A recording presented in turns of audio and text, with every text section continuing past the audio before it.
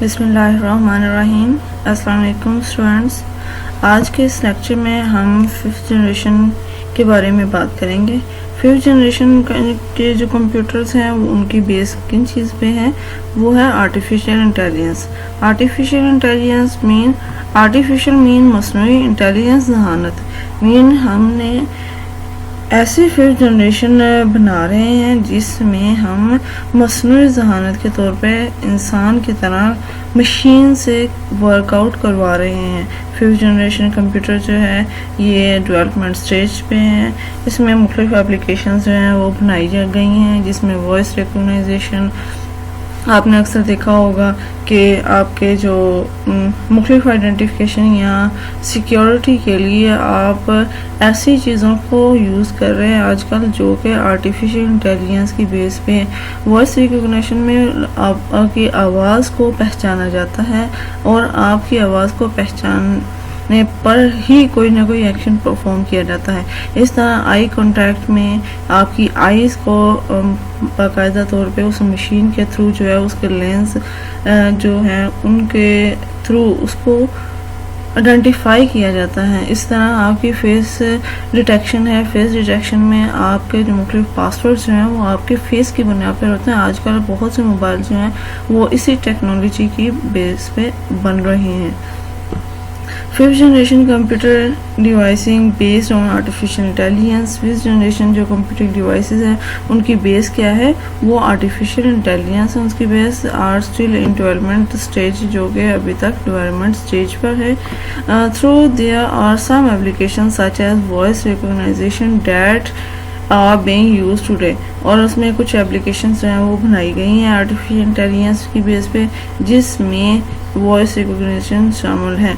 आपने स्टूडेंट्स देखा होगा कि मुख्तलिफ जापानीज़ या चाइनीज़ में मुख्तलिफ रोबोट्स बनाए गए हैं जो कि मुख्तलिफ टास्क को परफॉर्म करते हैं। हॉस्पिटल्स में रोबोट्स को यूज़ किया जा रहा है। इस तरह होटल्स रेस्टोरेंट्स में भी एज अ वेटिंग के तौर पे, वेटर के तौर पे जो है वो रोबोट्स को यूज़ किया जा रहा है। और ये सारी टेक्नोलॉजी जो है ये आर्टिफिशियल बेस पे है। आर्टिफिशियल बेस में रोबोट्स बनाए जाते हैं जो कि इंसान की तरह सोच सकते हैं, इंसान की तरह डिसीजन ले सकते हैं।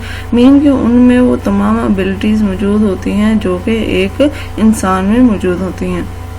वो रोबोट्स जो है वो अगर कोई टास्क उसने परफॉर्म करना है तो वो उस टास्क को सोच सकता है कि अगर हम उसके सामने दो या दो से ज़्यादा ऑप्शंस जो हैं वो उसके सामने रखते हैं तो इसका मतलब ये कि वो सोचेगा, समझेगा, देन उस पर कोई ना कोई डिसीजन लेगा। और जो हमने 2 या 3 एक्शंस उसके सामने पर रखे हैं या डिसीजन हमने जो उसके चॉइसेस रखी हैं उनमें से वो किसी एक चॉइस को लाजमी तौर पे जो है वो कंसिडर करेगा।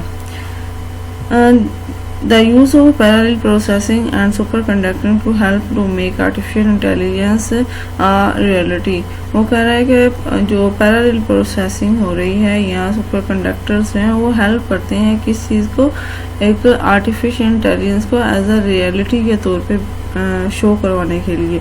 तो अब अक्सर देखा होगा कि वो मशीन्स जो हैं जब ह्यूमन लाइफ वर्क करती हैं तो इसका मतलब ये है कि अगर हमने वहाँ पे कोई जॉब्स वगैरह देनी है तो इसका मतलब है हमें इंसानों की ज़रूरत नहीं है, हम रोबोट्स के थ्रू ही वो रियलिटी में वो टास्क परफॉर्म कर सकते हैं। रोबोट्स कुछ पेचीदा जो मशीनरीज़ हैं उन पर वर्कआउट करना, तो उसके लिए हम जहाँ इंसान नहीं जा सकता वहाँ पे रोबोट को भेजा जाता है। Quantum computation, molecular and nanotechnology are radically change the face of computer in year to come। अब यहाँ पे 2 टर्म्स आई हैं, क्वांटम कंप्यूटेशन और इसके अलावा नैनो टेक्नोलॉजी। नैनो टेक्नोलॉजी वो ऐसी टेक्नोलॉजी जिसमें छोटी छोटी डिवाइसेस के थ्रू जो है वो वर्कआउट करवाया जाता है, उनको नैनो टेक्नोलॉजी कहा जाता है, जिसमें छोटी छोटी डिवाइसेस शामिल हैं जो कि वर्कआउट परफॉर्म करती हैं। क्वांटम कंप्यूटेशन एक ऐसी तकनीक है जिसमें फ़िज़िक्स से रिलेटेड जो है वो वर्कआउट करवाया जाता है। फ़िज़िक्स के साथ मिलकर मुख्तलिफ जो चीज़ें जो कैलकुलेशंस वगैरह की जाती हैं या कोई डिवाइसेस बनाई जाती हैं उनको क्वांटम कंप्यूटेशन का नाम देते हैं। और इसके अलावा बायोटेक्नोलॉजी में भी आर्टिफिशियल इंटेलिजेंस का यूज़ جو ہے بہت زیادہ ہو رہا ہے. اس کے علاوہ کیمسٹری میں مین کے اب ہر فیلڈ میں آرٹیفیشیل انٹیلیجنس کا ایک رول جو ہے وہ ہمیں نظر آتا ہے. The goal of fifth generation computer is to develop devices.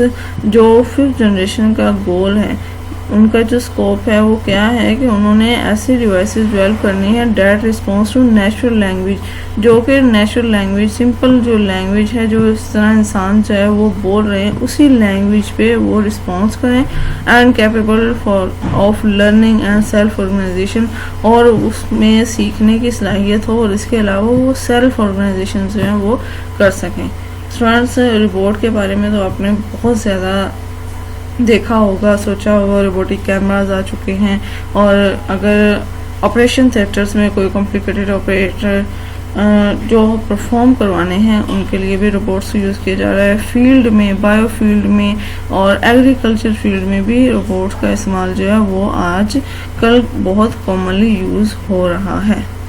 So students یہ تھا آج کا ہمارا لیکچر. نیکسٹ لیکچر میں ہم ٹائپس آف کمپیوٹرز کے بارے میں ڈیٹیل سے ڈسکس کریں گے.